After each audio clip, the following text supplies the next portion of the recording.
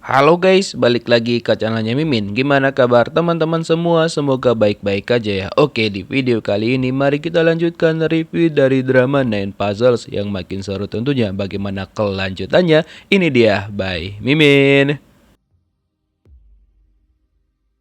Sebelum memberikan potongan puzzle itu kepada Ina, ternyata si killer sengaja menggoresnya seperti ini. Bagian potongan-potongan tubuh yang mirip dengan bagian tubuhnya Kang Cimok. Dan ruangan ini adalah tempat dari si killer. Nah, kemudian setelah menerima potongan puzzle itu, Ina langsung menggabungkannya dengan puzzle-puzzle yang lain. Dan baru ada 3 potongan puzzle. Tapi Ina itu masih bingung sebenarnya apa yang dia lewatkan. Nah, keesokan harinya dia bertanya tuh sama rekannya dia, kira-kira apa sebenarnya yang terjadi. Terus temannya itu bilang bahwa dia setuju bahwa ini kemungkinan besar adalah penghilangan nyawa secara berantai, cuma yang menjadi pertanyaan kenapa serial killer ini tidak melakukannya sendiri, malah memanfaatkan orang lain untuk melakukan penghilangan nyawa sesuai dengan keinginannya dia. Karena masih penasaran, Yun Ina memutuskan untuk pergi menemui istrinya Kang Cimok. 반가워요. 잘 지내셨죠? Yun Ina langsung menunjukkan puzzle tersebut kepada istrinya Kang Cimok. Dia itu agak bingung juga karena kok persis banget dengan potongan-potongan yang dia buat sesuai dengan tubuhnya Kang Cimok. Tapi dia beneran gak tahu tentang puzzle tersebut. Terus dia nanya, kemarin itu bagaimana mereka menemukan koper yang mereka tenggelamkan ke dalam waduk. Nah, terus Ina bilang, ya kan ada bekas geretan kopernya. Terus istri Kang Cimok bilang, tunggu, kami tuh ngegotong kopernya loh, nggak ada kami geret-geret.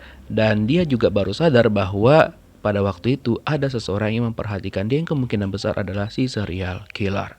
Sementara itu belum juga kelar kasus tersebut, ada lagi tuh ditemukan orang yang kehilangan nyawanya yang diketahui bernama Pak Choi. Nah, dia ditemukan kehilangan nyawa di rumahnya. Namun anehnya tidak ada ditemukan tanda-tanda perlawanan yang dia lakukan, kayak dia tuh kehilangan nyawa sendiri gitu loh. Nah, gak lama setelah itu Ina juga mampir ke sana karena dia juga penasaran dengan hal tersebut.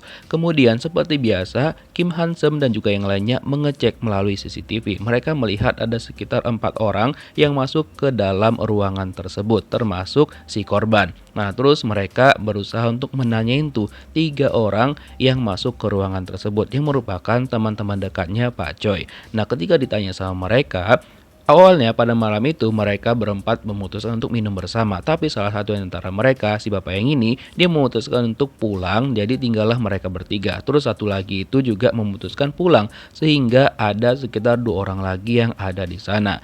Nah, tapi dia itu juga bilang kalau misalkan setelah itu dia izin ke toilet sebentar. Nah, ketika dia balik dari toilet, dia sudah menyaksikan bahwa Pak Cu itu udah kehilangan nyawanya.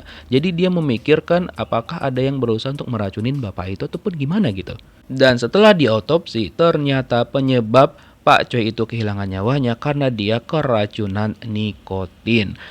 Karena semakin rumit nih, jadinya Hansem dan juga timnya memutuskan untuk meeting bersama dan mereka masih bingung untuk menentukan siapakah kira-kira pelakunya dan mengapa mereka melakukan hal itu. Dan Ina memiliki pendapat yang lain nih dengan timnya dia, di mana timnya bilang bahwa bisa aja kalau misalkan TKP-nya itu dirusak oleh orang lain, jadi seakan-akan dibuat itu penghilangan nyawa, padahal sebenarnya enggak.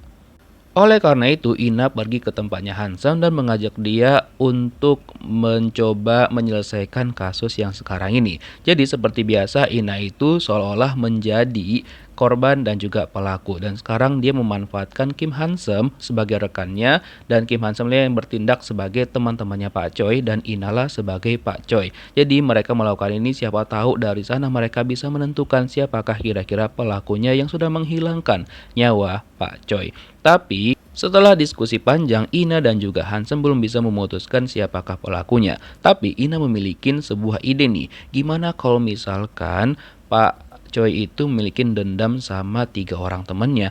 Jadi pasti ada suatu alasan yang membuat Pak Choi itu pengen menghabisi nyawa 3 orang temannya dan juga emosi sama mereka bertiga. Nah, keesokan harinya Hansam kan ingat tuh kalau misalkan ada seseorang yang berprofesi sebagai petugas kebersihan yang juga keluar masuk tempatnya Pak Choi.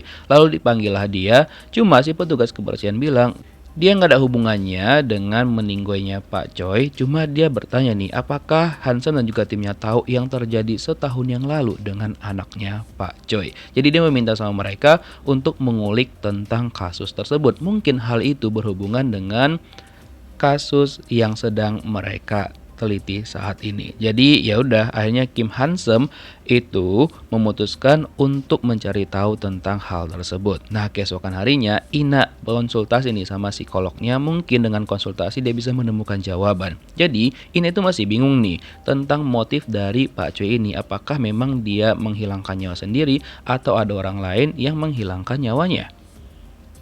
Jadi psikolognya Ina menyarankan untuk mengganti caranya Ina, yang awalnya kan biasanya dia itu bertindak sebagai pelakunya, tapi sekarang coba aja deh sebagai korbannya. Mungkin bakal ketemu jawabannya.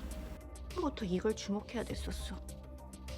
Setelah itu, Ina dan juga Hansen memutuskan untuk pergi ke rumah lamanya Pak Choi. Nah, yang anehnya ketika mereka masuk ke dalam rumah itu kayak bersih banget dan juga rapi. Seakan-akan kayak itu udah disiapin gitu loh. Dan untuk rumah yang udah ditinggalkan puluhan tahun itu tuh kayak gak make sense. Setelah itu mereka langsung membahas tentang hal yang terjadi kepada anaknya Pak Choi 1 tahun yang lalu. Ditambah lagi kan Pak Choi itu sudah mencoba beberapa kali untuk menghilangkan nyawanya sendiri.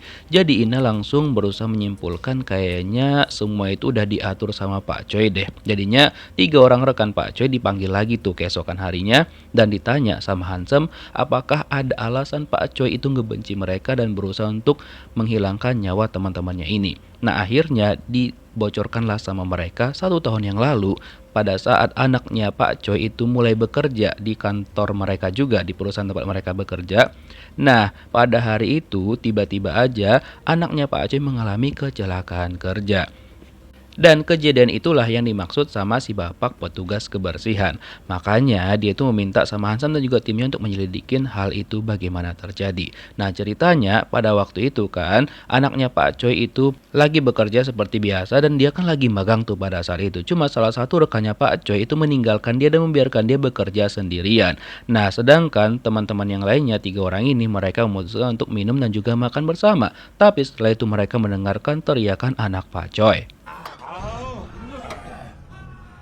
Ternyata anaknya Pak Choi itu mengalami kecelakaan kerja dan tangannya tersangkut di mesin ini. Sebenarnya salah satu di antara mereka pengen melaporkannya ke rumah sakit cuma dilarang sama yang lainnya. Katanya harus melaporkan ke bos mereka dulu. Cuma bosnya nggak ngangkat telepon pada saat itu. Nah, karena terlalu lama mereka melaporkannya, jadinya anak Pak Choi kehilangan banyak cairan berwarna merah dan dia akhirnya kehilangan nyawanya. Nah, jadi menurut Hansem dan juga timnya kayaknya gara-gara itu deh Pak Choi itu dendam sama mereka. Jadi Pak Choi itu sebenarnya pengen berniat untuk menghilangkan nyawa mereka berempat sekaligus. Jadi Pak Choi itu mencampurkan nikotin ke alkohol yang bakal mereka minum pada malam itu. Nah, dia simpanlah di kulkas, jadi mereka minum alkohol yang mereka beli dulu. Dan salah satu di antara mereka itu memutuskan untuk pulang, terus satunya lagi juga pulang. Nah, tinggallah 2 orang di sana, Pak Choi sama temannya ini. Terus temannya memutuskan untuk mengambil alkohol yang dibilang Pak Choi ada di kulkas, dikasih sama dia, dan dia suruh Pak Choi minum terlebih dahulu karena dia mau ke toilet dulu. Nah, setelah berpikir lagi, Pak Choi ini gak tega menghabisi nyawa teman-temannya dan akhirnya dia memutuskan untuk meminumnya sendiri hingga akhirnya dia kehilangan nyawanya. Jadi dia mungkin mengubah niatnya, dia sengaja menghilangkan nyawanya sendiri sehingga teman-temannya itu merasa bersalah akan hal tersebut. Jadi itu tujuan dari Pak Choi ini. Wow.